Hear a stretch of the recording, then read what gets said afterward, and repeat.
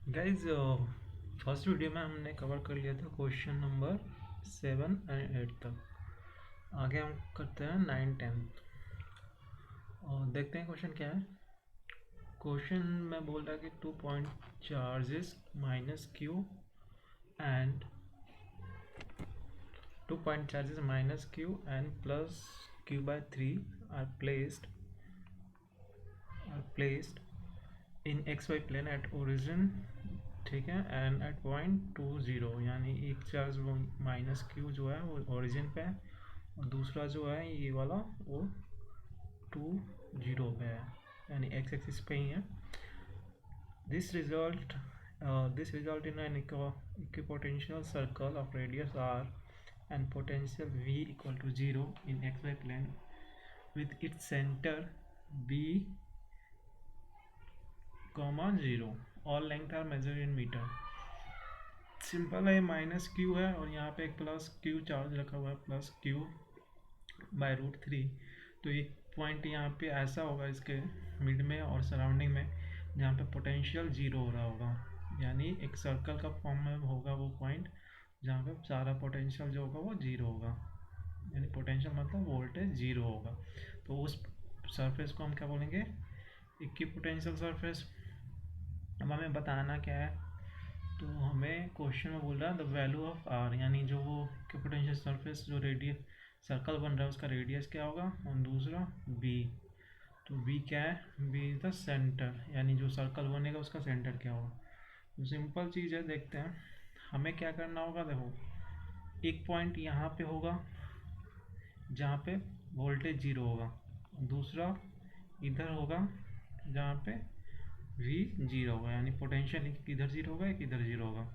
तो वो जो पॉइंट के बीच का डिस्टेंस होगा वो इस इक्विपोटेंशियल सरफेस का रेडियस डायमीटर की तरह, उनके बीच का डिस्टेंस जो होगा वो डायमीटर की तरह काम करेगा। यानी वो डिस्टेंस अगर हम फाइंड कर लें तो उसका हाफ कर देंगे तो हमारा आर की वैल्यू आ जाएगी, ठीक है। तो पहले फाइंड करते हैं, इस पी पॉइंट को बोल लेते हैं ये पी पॉइंट और इसको बोल लेते हैं क्यू पॉइंट। तो पहले फाइंड कर लेते हैं पी पॉइंट, यहाँ पे पोटेंशियल 0 है। तो potential at P equal to 0 और that is equal to minus, suppose कर लिया ये एक्स डिस्टेंस पे है पी तक। तो यहाँ से जो हमारा वो बनेगा, इक्वेशन बनेगा पोटेंशियल का, minus Q divided by x. उसके बाद इसकी वजह से, तो इसकी वजह से जो वैल्यू हो जाएगा वो क्या हो जाएगा, के charge q by √3 divided by distance जो है वो 2 माइनस एक्स हो जाएगा इक्वल टू 0। तो इसको सॉल्व करेंगे, तो जब हम इसको सॉल्व करेंगे तो हमारे पास क्या आएगा, तो सॉल्व कर लेते हैं। तो हम कॉमन के क्यू एक्स इक्वल टू के क्यू बाय √3 2 माइनस एक्स आ गया। अब इसको सॉल्व करना है हमें, तो क्या क्या था, के क्यू एक्स इक्वल टू के क्यू √3 2 माइनस एक्स, यही था, यही था। तो इसको सॉल्व करते हैं, तो के क्यू कैंसिल हो जाएगा, तो √3 2 minus √3 X equal to X आ गया। तो यहाँ से x की वैल्यू क्या आएगी, 2√3 डिवाइडेड बाय 1 प्लस √3 आ गया। तो ये आ गया p पॉइंट का डिस्टेंस, यानी p का पोजीशन जो होगा x इतना होगा। अब हमें फाइंड करना है q का। तो q के लिए जो इक्वेशन बनेगा वहाँ पे भी पोटेंशियल 0 होगा, net potential at P Q is also 0, यानी वहाँ का बनेगा, अगर माइनस क्यू से फाइंड करेंगे तो माइनस क्यू से यहाँ तक का डिस्टेंस, तो हम क्या करते हैं, हम सपोज कर लेते हैं यहाँ से यहाँ तक का डिस्टेंस जो है टोटल वो y है। जब y नहीं मान लेते हैं, इसको l मान लेते हैं, तब ये इस पॉइंट का q का डिस्टेंस जो l हो गया।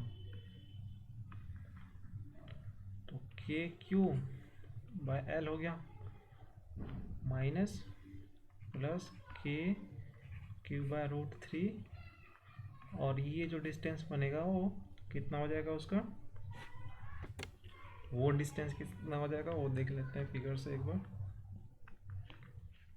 ये टोटल एल है ना, तो इसको मैं लिख देता हूँ और एल के ही लेके चलते हैं पहले, उसके आगे देखते हैं क्या होता है। तो ये हो गया एल, और क्यू थ्री का डिस्टेंस कितना, क्यू बाय रूट थ्री वाले के लिए डिस्टेंस कितना आ जाएगा, ये क्यू तो यहाँ पे 2 पे है, तो एल माइनस 2 है ना, इतना डिस्टेंस ये तो रखना है ना उसको। तो ये हो गया एल माइनस 2 हो गया, तो इसको इक्वल टू 0, फिर इसको सॉल्व करेंगे तो root L minus 2 equal to L आ जाएगा। तो यहाँ से अगर देखें तो ये आ जाएगा हमारा, ये आ गया 2√3, इधर भी आ गया, और एल कॉमन ले लिया तो √3 माइनस 1, तो एल इक्वल टू 2√3 माइनस 1, यानी हमारा जो था यहाँ था क्यू और 2.0 पे था क्यू बाय √3, ये माइनस और ये प्लस। तो एल क्या था, ये जो बाउंड्री बन रही थी जहाँ पे पोटेंशियल 0 था, ये वाला पॉइंट, ठीक है। तो एल का डिस्टेंस आ गया, यानी टोटल डिस्टेंस आ गया, यानी पी का डिस्टेंस पता चल गया हमें, और ये इस पॉइंट क्यू को माना है तो क्यू का डिस्टेंस पता चल गया। तो इस इक्विपोटेंशियल सरफेस का जो है डायमीटर हमें पता चल जाएगा, दोनों को माइनस कर देते हैं, यानी एल माइनस एक्स। तो एल की वैल्यू कितनी है, 2√3 माइनस 1, 2√3 माइनस 1 माइनस 2√3 प्लस 1। तो इसको सॉल्व करेंगे तो नीचे आ जाएगा 2, और 2√3 कॉमन ले लो तो √3 प्लस 1 माइनस √3 माइनस प्लस 1, तो ये कैंसिल हो गया, तो ये बच गया कितना, ये आ गया हमारा ओके 3, ठीक है 2√3, और ये आ जाएगा 2 2 2 कैंसिल, तो 2√3। तो इसका डायमीटर आ गया 2√3, तो रेडियस यानी आर की वैल्यू आ जाएगी √3, तो √3 जो होगा इसका रेडियस हो जाएगा। और जो दूसरा क्वेश्चन क्या पूछ रहा है कि उसका सेंटर कहाँ होगा, तो जो सेंटर होगा इसका इस फिगर में देखो, सेंटर जो होगा ये पी का डिस्टेंस प्लस में आर है ना, यानी पी का डिस्टेंस कितना है, इतना, यानी सेंटर का लोकेशन बीच हो जाएगा 2√3 प्लस 1 प्लस √3 प्लस 1 ही है ना एक्स, पी का डिस्टेंस, ठीक है। तो ये हो जाएगा √3 प्लस 1, 2√3 प्लस रूट मल्टीप्लाई हुआ तो 3 हो जाएगा प्लस √3, यानी कि यहाँ से आ गया ये बी की जो वैल्यू आएगी हमारे पास वो कितनी आ जाएगी, ये √3 आ गया प्लस 3 प्लस 1, तो यहाँ से √3 कॉमन ले लेंगे तो ऊपर होगा √3 प्लस 1, नीचे √3 प्लस 1 कैंसिल, तो बी आ गया 3, यानी रेडियस इज √3 और बी इज 3। अब क्वेश्चन देखते हैं क्या था हमारा, क्वेश्चन में क्या क्या पूछा है, तो आर की वैल्यू पूछा है तो वो √3 आ गया, बी की वैल्यू 3 आ गया। तो बहुत सिंपल क्वेश्चन था, सिंपल तुम्हें कंसेप्ट पता है कि एक पोटेंशियल सरफेस होता है, वहाँ पे हमारा यहाँ पे पोटेंशियल क्या हो जाएगा, 0 हो जाएगा, लिखा हुआ है यहाँ पे, तो इससे हम कैलकुलेट कर सकते हैं। ठीक है, नेक्स्ट क्वेश्चन पे देखते हैं। 8 9 हो गया हमारा, 10th हो गया। नेक्स्ट पार्ट है हमारा सेक्शन 3 है, इसमें मोर देन वन और more than one correct answer है, ठीक है, यानी मल्टीपल करेक्ट वाला है। अब देखते हैं क्वेश्चन क्या है, क्वेश्चन नंबर 11, फिगर से ही पता चलता है रोटेशन का क्वेश्चन है, जो देखते हैं क्या कंसेप्ट वैसे क्या है इसमें। Horizontal force F applied to the centre of mass of a cylindrical object of mass m and radius r perpendicular to its axis. यानी कि ये यहाँ पे फोर्स लग रहा है, मास गिवन है और रेडियस गिवन है। तो coefficient of friction between the, यानी ग्राउंड में म्यू फ्रिक्शन लग रहा है। The centre of mass of the object has acceleration, ये एक्सेलरेशन से मूव कर रहा है, एक्सेलरेशन जी दिया है, ठीक है, रोल विदाउट स्लिपिंग, स्लिपिंग नहीं होगा, यानी कि इक्वल टू अल्फा आर होना चाहिए। विच of the following statement is correct, ठीक है। अब देखो ये सिंपल, इस पर एक फोर्स लग रहा है, तो ये ग्राउंड से टच है तो यहाँ पे एक फ्रिक्शन लगेगा। फ्रिक्शन यानी कि F minus f equal to m है, सिंपल फोर्स इक्वेशन जो हमने लॉज ऑफ मोशन पढ़ा था। रोटेशन का इक्वेशन क्या आएगा, टॉर्क अबाउट में सेंटर ऑफ मास लिख रहा हूँ तो फ्रिक्शन का टॉर्क लगेगा, रेडियस आर हो गया equal to I centre of mass alpha, second equation. और थर्ड इक्वेशन ये हो गया बिकॉज रोटेशन हो रहा है प्योर, और रोटेशन हो रहा है विदाउट स्लिपिंग, तो ये बन गया हमारे पास, तीन इक्वेशन बन गया। अब देखते हैं पहला स्टेटमेंट क्या है। फॉर द सेम एफ की वैल्यू सेम रखने पे the value of A does not depend on whether cylinder is solid और होलो। यहाँ पे देखो ये सेकेंड इक्वेशन में क्या है कि फ्रिक्शन की जो वैल्यू होगी वो ICM पर डिपेंड करेगा, यानी ICM सॉलिड होगा तो अलग होगा और सिलेंडर सॉलिड होगा तो अलग होगा, होलो होगा तो अलग होगा। डैट मीन्स कि फ्रिक्शन चेंज हो जाएगा, तो फ्रिक्शन चेंज हो जाएगा तो हमारा एक्सेलरेशन की वैल्यू जो होगी इक्वेशन फर्स्ट से वो भी बदलती रहेगी, तो ये स्टेटमेंट गलत है। सेकेंड स्टेटमेंट में देखो, for a solid cylinder maximum possible value of acceleration is 2 mu g, ठीक है। देखते हैं, देखो मैक्सिमम फ्रिक्शन कितना लगेगा, म्यू एम जी से ज़्यादा फ्रिक्शन की वैल्यू हो नहीं सकती, ठीक है। बट यहाँ पे जब हम फ्रिक्शन निकालेंगे, फ्रिक्शन हम निकालते हैं इक्वेशन सेकंड से, तो F equal to ICM alpha by R. अब इसको चेंज कर दो तो क्या हो जाएगा, ये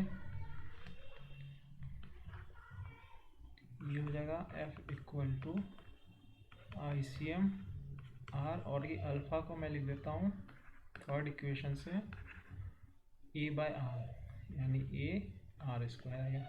अब जो थर्ड स्टेटमेंट है, सेकेंड स्टेटमेंट है, सॉलिड सिलेंडर लिया है, तो सॉलिड सिलेंडर का जो मोमेंट ऑफ इनर्शिया होगा वो क्या होगा, सॉलिड सिलेंडर है तो mr स्क्वायर बाय 2, तो यहाँ पुट करेंगे तो ये बाय आर स्क्वायर और mr स्क्वायर हो गया, तो आर कैंसिल, तो एम ए की इक्वल हो गया, यानी एफ जो है हमारा एम ए की इक्वल आ गया। अब एफ इक्वल टू इतना आ गया तो हमें गिवन है कि एफ की मैक्सिमम वैल्यू जो होगी म्यू एम जी हो सकता है, तो ए जो होगा इसका मैक्सिमम कितना होगा, म्यू जी, ठीक है। और यहाँ पे एक मिस्टेक हो गया, ये जो moment of inertia of solid cylinder जो होता है एम आर स्क्वायर बाय 2 होगा, जबकि होलो सिलेंडर का एम आर होता है, होलो वाले का होता है, और सॉलिड का जो होता है हमारा एम आर स्क्वायर बाय 2 होता है। तो बाय 2 करोगे ना यहाँ पे तो ये हाफ आएगा और यहीं से 2 हो जाएगा, यानी मैक्सिमम जो एक्सेलरेशन होगा इस सॉलिड सिलेंडर के केस में √2 म्यू जी। तो ऑप्शन जो बोला ना मैक्सिमम पॉसिबल, ये √2 म्यू जी सही है। नेक्स्ट स्टेटमेंट में देखो क्या बोल रहे हैं, magnitude of frictional force on the object due to the ground is always mu m g. ये तो मैक्सिमम वैल्यू है, ठीक, तो मैक्सिमम वैल्यू है हमारी म्यू एम, ये मैक्सिमम वैल्यू है, तो हमेशा मैक्सिमम फ्रिक्शन फोर्स तो लगता नहीं है, तो इसकी वजह से ये स्टेटमेंट गलत है। थर्ड देखते हैं option D, for the thin walled hollow cylinder a equal to this. Thin वाला है यानी कि हमारा होलो सिलेंडर है, तो उस केस में जो हम यहाँ पे निकाल रहे थे, हमने जो निकाला था यहाँ पे फ्रिक्शन फोर्स, वो कितना आ जाएगा,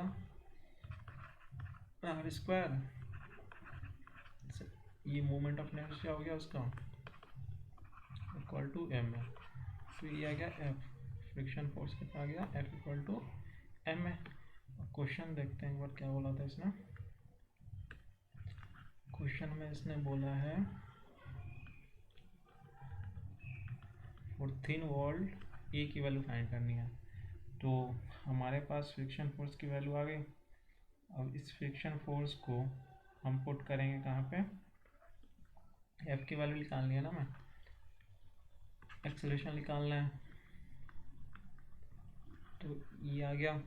अब एक्सेलरेशन हम रखते हैं जो हमारा इक्वेशन था F minus f equal to m में वहाँ पे, तो f equal to F minus m में आ गया इक्वल टू एम ए, तो ये हो गया 2ma के इक्वल। ठीक, यहाँ से एक्सेलरेशन आ गया एफ इक्वल टू 2m में। तो ये किस केस में आया, ये जब थिन होलो सिलेंडर हमने लिया था उस केस में आया है। तो ऑप्शन डी इज करेक्ट। तो यहाँ पे देख लो बी एंड डी करेक्ट है। नेक्स्ट चलते हैं। इस क्वेश्चन में ऑप्टिक्स का क्वेश्चन है। When a slab consists of two media of refractive index n1 and n2 is placed in the area shown in the figure, a ray of light incident from the medium n1 to n2 at angle theta where sin theta is slightly larger than n1। तो v1 क्या है, sin theta जो है ना larger than n1 है। ठीक है, take refractive index year 1 और स्टेटमेंट है उसको बताना है कौन सा करेक्ट है कौन सा सही है। Ray light enter air if n2 equal to n1, मतलब कि अगर ये दोनों सेम मीडियम होता तो यहाँ से जब यहाँ पे लाइट पहुँचेगी तो यहाँ पे रिफ्लेक्शन हो जाएगा। रिफ्लेक्शन मतलब टोटल इंटरनल रिफ्लेक्शन है, वो ये बोलना चाह रहा है। तो सिंपल चीज़, अगर दोनों अगर सेम हो जाता तो यहाँ पे जब वो इंसिडेंट करेगा तो जो एंगल यहाँ के लिए, अगर हमें क्रिटिकल एंगल फाइंड करूँ तो क्रिटिकल एंगल क्या हुआ उस साइन C1 ले लेते हैं 1/n1 या n2, बिकॉज दोनों इक्वल है फर्स्ट केस के लिए। तो ये आ गया, तो sine C equal to 1/n1, but हमारा incident angle is more than critical angle. तो इट केस में ये क्या होगा, टोटल इंटरनल रिफ्लेक्शन होगा एट दिस बाउंड्री।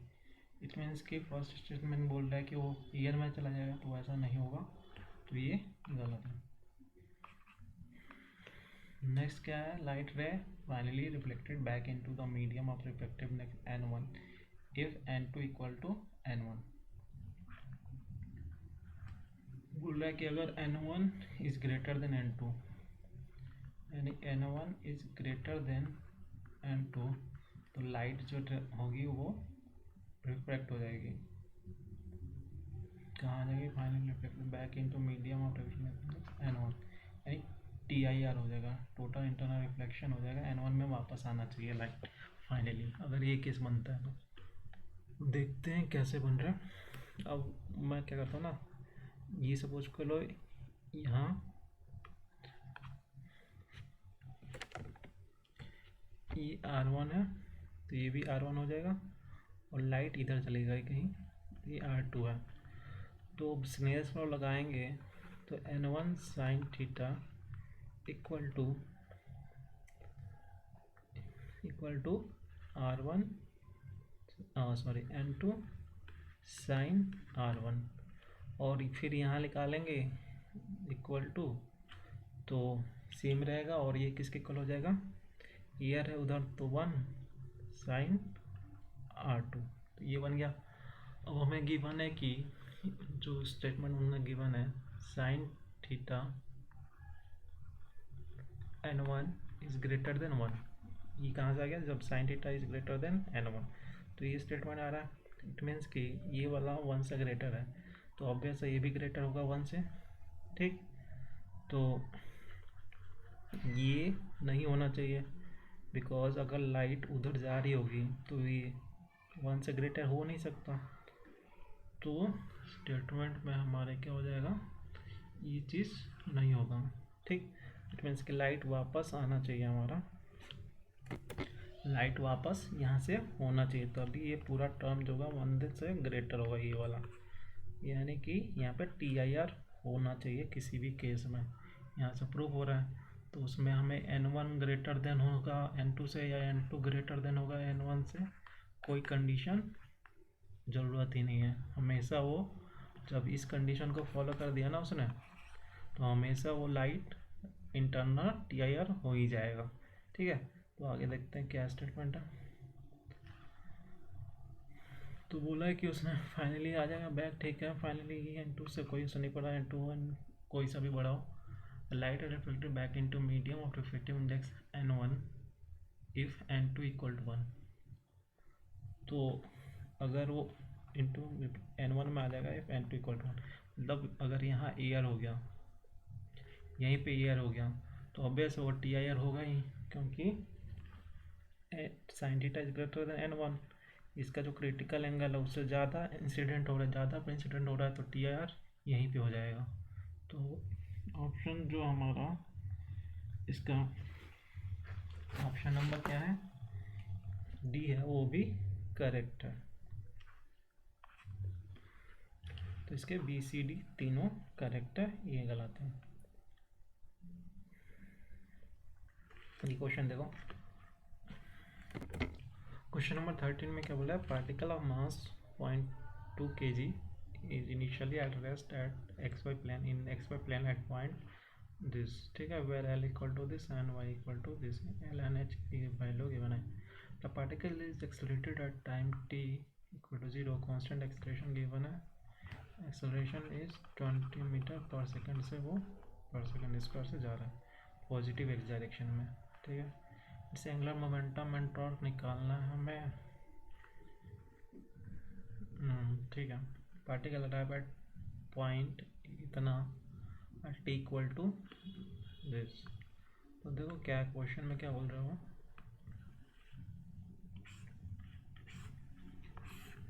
एक्स पे कोऑर्डिनेट हो गया, पार्टिकल है कोई यहाँ पे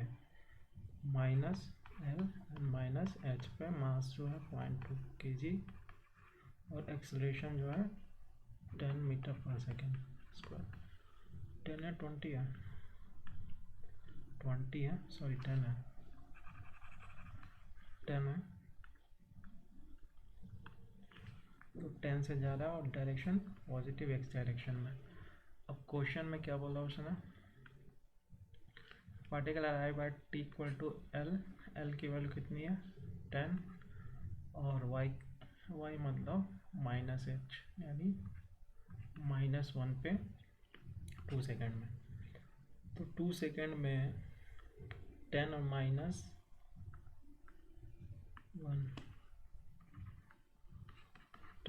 -1 ये वाला पॉइंट बनेगा, और यहाँ पे कहाँ था वो -10, तो -1 पे था, यानी -10 से -1, तो यहाँ से यहाँ चला गया, यानी 20 मीटर उसने कवर किया है।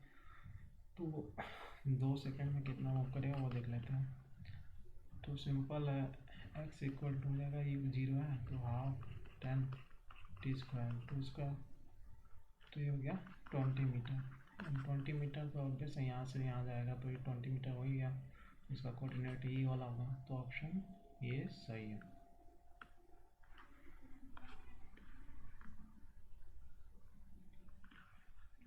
Torque when the particle passes through -L, sorry 10 और 10 -1 से, यानी उस पॉइंट पे होगा तो टॉर्क कितना होगा। तो जब यहाँ पे होगा तो टॉर्क कितना होगा, तो फोर्स का डायरेक्शन तो ये वाला है, यानी कि टॉर्क जो हो जाएगा हमारा मास 0.2 kg, एक्सेलरेशन 10, और परपेंडिकुलर डिस्टेंस कितना होगा ओरिजिन से, ये वाला, तो ये वाला पॉइंट कितना होगा, जो उसका y पॉइंट होगा, यानी कि -1, जो y डिस्टेंस कोऑर्डिनेट होगा वही हुआ ना परपेंडिकुलर डिस्टेंस।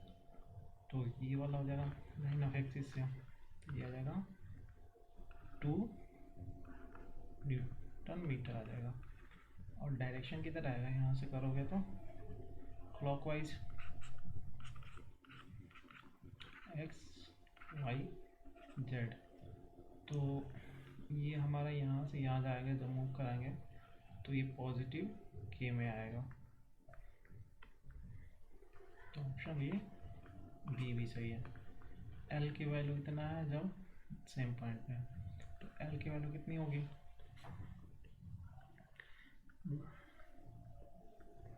एल की वैल्यू निकाल ली है इसी पॉइंट पे। तो एल क्या है, m v r mass 0.2, velocity कितनी होगी यहाँ पे जब आएगा, तो v इक्वल टू यू 0 है, ए 10 और t इज 2, तो 20 मीटर पर सेकेंड, तो 20 हो गया। और परपेंडिकुलर डिस्टेंस 1 हो गया, तो ये कितना आ गया 2 4, एल आ गया 4, मोमेंट ऑफ एंगुलर मोमेंटम, और डायरेक्शन सेम चीज़ वही की होगा। तो ऑप्शन सी भी सही है। इक्वल टू इतना particle passes through 0 and -h, यानी 0 और -1 पे है यहाँ पे। तो क्या पूछ रहा है वो, टॉर्क। तो इस समय टॉर्क कितना होगा, टॉर्क तो हमारा इस समय भी वही रहेगा बिकॉज फोर्स तो सेम ही है, और परपेंडिकुलर डिस्टेंस जो है वो भी सेम ही रहेगा, इस पॉइंट पे इतना ही है ना 1। तो टॉर्क भी उस केस में पुराना वाला ही रहेगा 2k। तो इसमें ऑप्शन में इसने 1k लिखा है, तो ये गलत है। तो इसका करेक्ट ए बी सी हो गया। इस क्वेश्चन को नेक्स्ट वीडियो में कवर करेंगे, पार्ट 2 वाले में। क्वेश्चन देखते हैं। क्वेश्चन 15 में देखो क्या है कि a long straight wire carry current 2 ampere, यानी ये वाला स्ट्रेट वायर है जो 2 एम्पियर करंट इसमें फ्लो कर रहा है। A semi-circular conducting rod is placed beside it on two conductive parallel rail of negligible resistance. Both rails are parallel to the wire. The wire rod and rails lie in the same horizontal plane as shown in the figure. Two ends of the semicircular rod are at the distance 1 centimeter and 4 centimeter of the wire. ये वाला wire था जिसमें 2 ampere का current flow कर रहा था। ये rail है, इसके बीच में एक सेमी सर्कुलर वायर रखा हुआ है, ठीक है। और रेल का जो डिस्टेंस है फर्स्ट वाले का 1 सेंटीमीटर, सेकेंड वाले का 4 centimetre from the wire. Rod start move कर रहा है 2.5, ठीक है।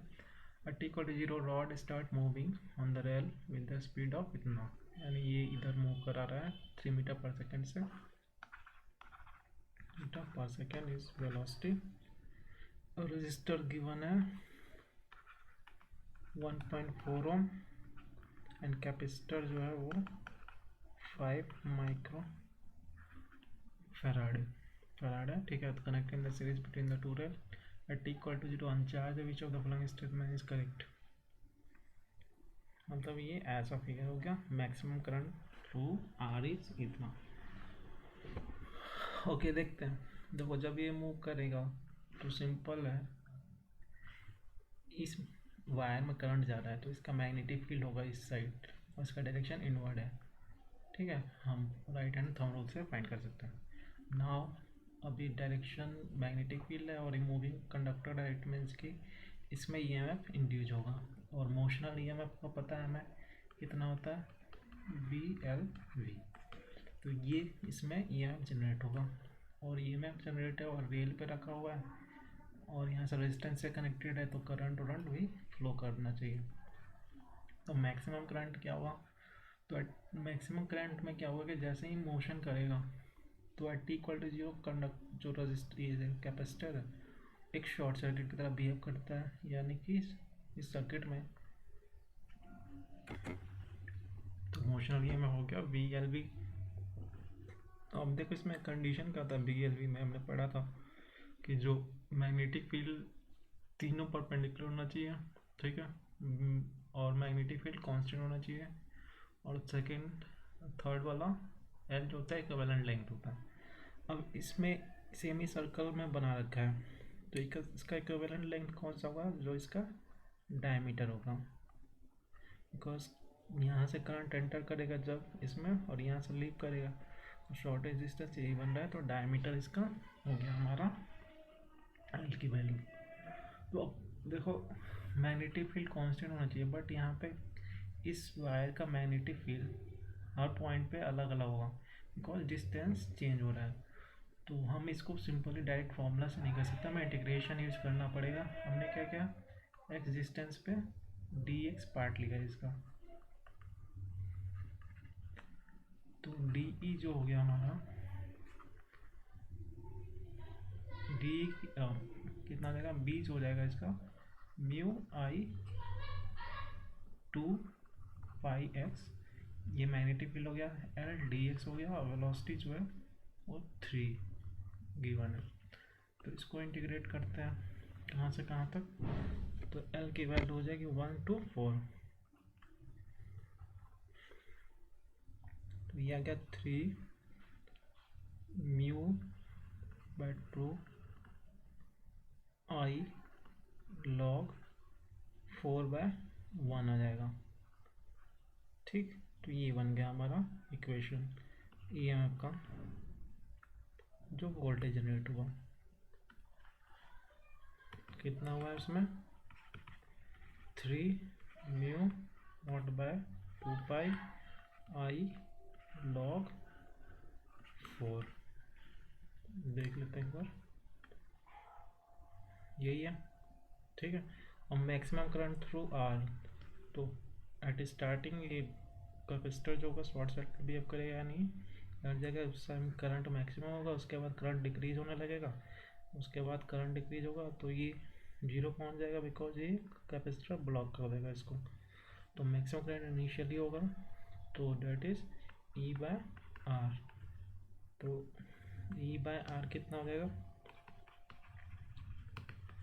इसको सॉल्व कर लेते हैं, तो 6 × 10⁻⁷ आ गया, पावर 2 मल्टीप्लाई करके ये आ गया। करंट जो है कितना है 2 एम्पियर है, लॉग 2 का स्क्वायर यानी 24 × 2 इंटू log 2 × 10⁻⁷, तो 48 इंटू में log ln2 जो दिया उसने 0.7 दे रखा है, तो मल्टीप्लाई कर दो तो 56, ये 24, इसमें देख लेते हैं कहीं 2 to 6 हो गया, दे आ गया। करंट कितना है इसमें, करंट की वैल्यू है, देखो एक बार 2 एम्पियर है, तो एक बार कैलकुलेशन देखते हैं इसमें। अच्छा यहाँ पे एक मिस्टेक हो गया, ये देखो 12 और ये पावर इधर आएगा तो 24 हो जाएगा, तो एक 2 एक्स्ट्रा लिख दिया था हमने, तो ये 24 आ जाएगा। तो ये मल्टीप्लाई करेंगे तो 1 कितना आएगा हमारा 16.8 × 10⁻⁷ EMF आया। इसको सॉल्व कर, डिवाइडेड बाय रेजिस्टेंस, तो रेजिस्टेंस की वैल्यू कितनी है, रेजिस्टेंस गिवन है 1.4, तो 1.4 से डिवाइड करोगे 16.8 को, तो ये आ जाएगा 1.2 इंटू 10⁻, ये आ जाएगा 12 इंटू 10⁻⁷ एंड 2 इंटू 10⁻�6 एम्पियर, ठीक है। तो मैक्सिमम करंट आ गया। उसके बाद नेक्स्ट पार्ट में क्या बोल रहा है, तो ये ऑप्शन सही है, अगला क्या है, तो ये गलत होगा। चार्ज ऑन द कैपेसिटर, तो चार्ज से क्या करेगा, वोल्टेज निकाल ही चुके हैं, कैपेसिटर के कैपेसिटेंस से मल्टीप्लाई कर दो, तो कैपेसिटेंस है 5 माइक्रोकोलम। तो ये जो आया था ना हमारा 16.8 इंटू 10⁻⁻7 इंटू 5 -6, तो इसको सॉल्व कर लो तो ये आ जाएगा 0 और 30×4 34 और 3 8 -13 यानी 8.4 इंटू 10⁻12, तो ये कितना कूलम चार्ज आ जाएगा। तो ऑप्शन देखते हैं, तो ऑप्शन में ये भी सही है, ये गलत है। नेक्स्ट क्वेश्चन में ये हमारा फ्लूइड का क्वेश्चन 11th का चैप्टर का। देखो पढ़ो क्वेश्चन पे पढ़ते हैं। देखते हैं question number 16। A cylindrical tube with the base as shown in the figure, it is filled with the water, it is moving down with a constant acceleration a, यानी नीचे जा रहा है constant acceleration के साथ फिक्स इंक्लाइन प्लेन में with the angle theta 45 given है, ठीक है। Alpha beta P1 P2 are the pressure at point 1 and 2। तो 1 और 2 पे प्रेशर गिवन है P1 and P2 located on the base tube, beta equal to this rho density, ठीक है। Which of the statement is correct. देखो इस figure में ये जो ट्यूब है वो नीचे मूव कर रहा है इस डायरेक्शन में along the slope with acceleration है, और वर्टिकल एक्सेलरेशन जो है जी है जो ऑब्वियस है, और ये थीटा पे है। हमें प्रेशर P1 निकालना होगा पहले एंड P2 निकालना है, फिर गिवन कंडीशन के हिसाब से सॉल्व करना है। अब देखो ये जो ना सेम केस है जो हमने पढ़ा हुआ है, जब ये ट्यूब हॉरिजॉन्टली एक्सेलरेटेड है और इस पॉइंट पे प्रेशर कितना होगा, ठीक है। अगर ये एक्सेलरेशन से जा रहा होगा तो P2 माइनस P1 जो होगा और लेंथ L हो गई, तो कितना होगा L डेंसिटी रो जी। तो सेम कंसेप्ट यहाँ लगाना है, ये इधर एक्सेलरेटेड है ना, अब 1 और 2 जो होगा वो अलग अलग प्रेशर पे होगा, और इसके अलॉन्ग जो नेट एक्सेलरेशन होगा वो कितना होगा वो हमें पहले निकालना है। तो वर्टिकल एक्सेलरेशन है इसका जी, और इसकी वजह से सूडो एक्सेलरेशन जो लगेगा वो ए लगेगा, तो और ये एंगल 45 हो जाएगा। तो जी का इधर वाला कंपोनेंट होगा जी cos 45, यानी नेट एक्सेलरेशन जो हुआ पॉइंट 1 से 2 के साइड में जो हुआ वो हो गया ए माइनस जी cos 45 रूट 2, ये हो गया जी या फिर ए इफेक्टिव, ठीक है। तो सेम केस आ गया, अब इसको सॉल्व कर देना है सिंपल। तो pressure at 2 minus pressure at 1 किसके इक्वल होगा एच रो जी। तो ये रो एच मतलब ये डिस्टेंस, इसके दोनों के बीच का डिस्टेंस कितना होगा हमें पता है, डायमीटर गिवन है डी है, तो ये जो होगा डी रूट 2 होगा, यानी रूट 2 डी हो गया। और एक्सेलरेशन ये है, डेंसिटी इसकी रो गिवन है, एक्सेलरेशन हो गया ए माइनस जी बाय रूट 2। तो सिंपल अगर सही से इसको लिख देते हैं एक बार, P2 माइनस P1 जो हो गया तो root 2 d into rho into और a minus g by root 2, ये हो गया। और उसमें गिवन है कि बीटा इक्वल टू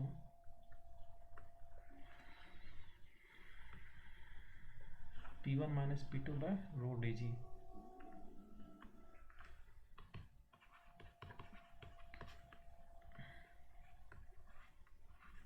ये गिवन है। अब ऑप्शन में देखते हैं क्या बोलता है।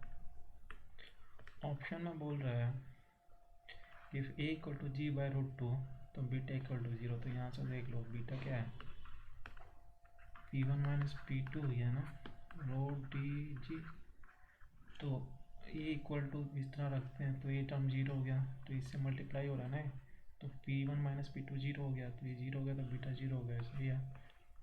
अगर ये गलत हो जाएगा फिर जी, ए की वैल्यू g/2 रख दो, तो ए की वैल्यू g/2 रख देते हैं, तो इधर कितना आ जाएगा, रूट 2d रो, और जी कॉमन ले लो तो ये 2 1/2 माइनस 1/√2, तो ये आ गया 2√2 माइनस 1 और डिवाइडेड बाय, ये नेगेटिव कर लो,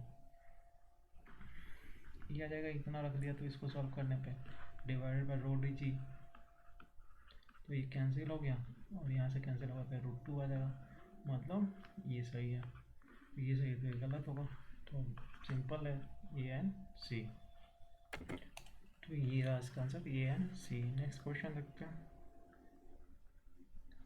सेक्शन 4 का है, 3 क्वेश्चन है, नॉन नेगेटिव और इंटीजर आएगा, फुल मार्क्स 4, 0 नो मार्क्स।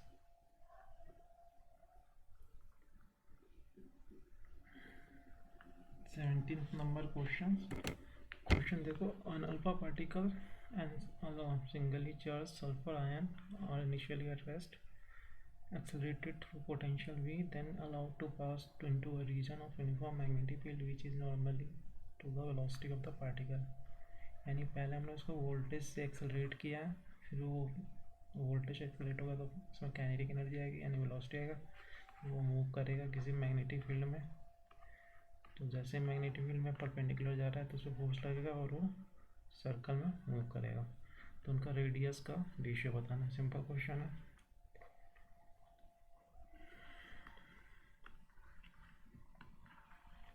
देखो जब वो मूव करेगा, एंटर करेगा उसमें मैग्नेटिक फील्ड में, तो सर्कल में मूव करेगा, तो सिंपल है, centripetal force equal to q v v, तो यहाँ से रेडियस जो आ जाएगा हमारा mv/qb, ठीक।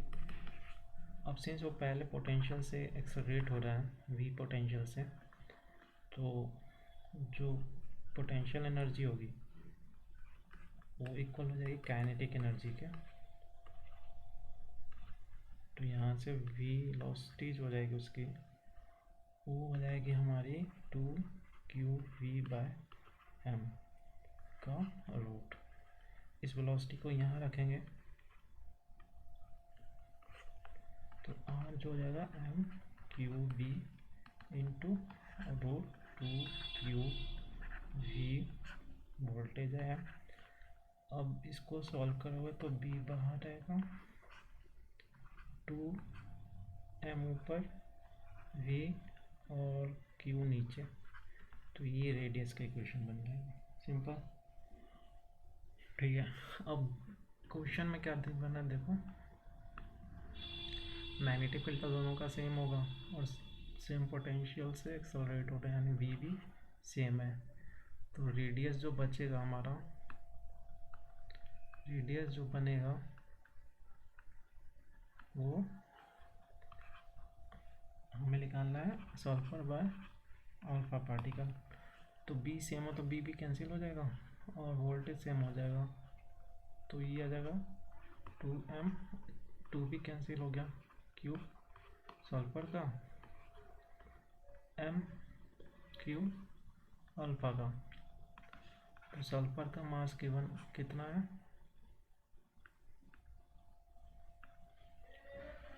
सल्फर का मास है 32 और इसका है 4, यानी 32 डिवाइडेड बाय 4, और चार्ज देखो तो सल्फर का 1 है और इसका कितना है, जबकि अल्फा पार्टिकल का जो चार्ज है वो हमारा सिंगली चार्ज है और इसका जो चार्ज है वो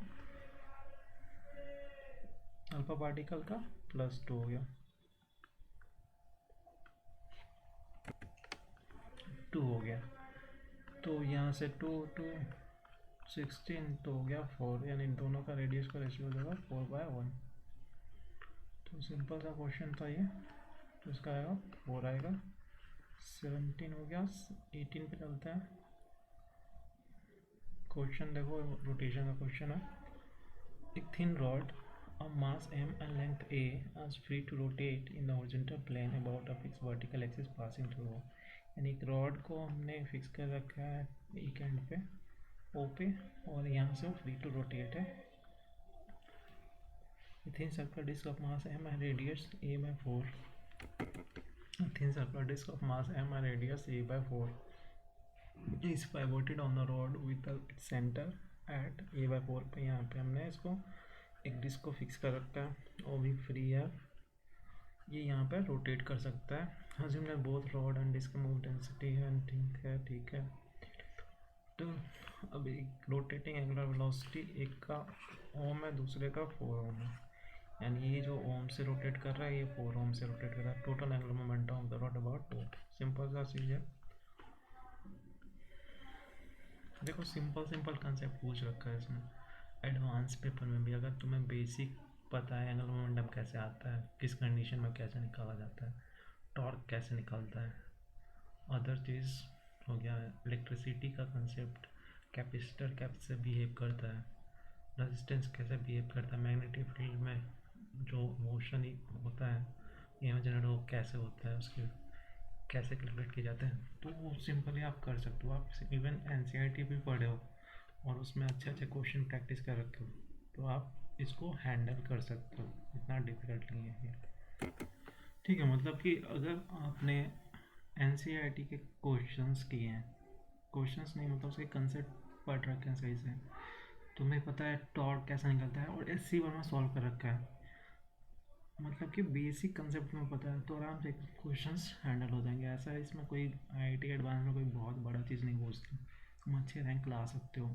और वही अगर नीट का तुम्हें कर रहे हो तो ये सब आईआईटी एडवांस या मेंस के पेपर अगर सॉल्व हो जा रहे हैं तो नीट भी कर सकते हो। तो उस लेवल की तैयारी करना डिफ़िकल्ट नहीं है। देखते हैं क्वेश्चन। तो हमें एंगुलर मोमेंटम फाइंड करना है अबाउट ओ। तो सिंपल है, एंगुलर मोमेंटम ऑफ रॉड क्या होगा पहले, तो रॉड का मास यहाँ का ICM होता है, आई ओमेगा होता है। और अगर कोई बॉडी जिसके पास ट्रांसलेशनल एंड रोटेशनल दोनों मोशन है, उसका आई ओमेगा प्लस MV/R होता है। ठीक है, तो ये रॉड तो सिर्फ आई ओमेगा कर रहा है, मतलब कि रोटेट ही कर रहा है, तो इसका हो जाएगा mL²/3 जो एंड पे मोमेंट ऑफ होता है इनटू ओम। ये रॉड का हो गया पूरा। अब आगे चलते हैं, हम डिस्क का निकालते हैं। तो डिस्क दो मोशन है, एक तो एक रोटेट कर रहा है अपने पॉइंट पे, दूसरा इस ओ के अराउंड भी घूम रहा है। यानी कि इसके पास आई ओमेगा MV/R दोनों लगेगा। आई ओमेगा इसका कितना हो जाएगा, तो मास इज m, और ये जो डिस्क है, तो डिस्क का जो मोमेंट ऑफ इनर्शिया होता है वो हमारा कितना होता है, रिंग का हो जाता है mR²/2 हो जाता है इसका। ठीक है, तो इसका मास m2 हो गया, और r जो हो गया हमारा कितना, r जो हो जाएगा इसका a/4 का स्क्वायर, और रोटेशन की ओमेगा कितना है इसका 4 ओम, ये हो गया, प्लस में MV/R, m इसका m है, और v कितनी होगी, तो यहाँ से इसका ट्रांसलेशनल वेलोसिटी, टेंजेंशियल वेलोसिटी कितना आएगा, जितने से ही रॉड रोटेट कर रहा होगा यानी ओमेगा, और r कितना हो जाएगा इसका 3a/4, बिकॉज सेंटर का डिस्टेंस तो यही होगा ना यहाँ से, तो ओमेगा 3a/4 इंटू ये हो गया v, और दोबारा से r यानी 3a/4। तो ये पूरा हो गया, ये v हो गया हमारा, ये हो गया इसका r। तो ये पूरा सिस्टम हो गया हमारे डिस्क का, और ये हो गया रॉड का। अब इसको सॉल्व कर दो, तो सॉल्व करने में क्या होगा, ml, l क्या है, l तो a है, तो इसको ये लिख देते हैं, ma² ओमेगा कॉमन ले लेता है, 1/3 प्लस एक 4 कैंसिल तो 1/8 प्लस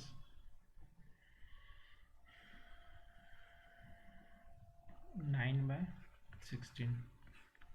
तो इसको सॉल्व करोगे तो कितना आएगा, तो ये आएगा 16 3 8 16 2 3 4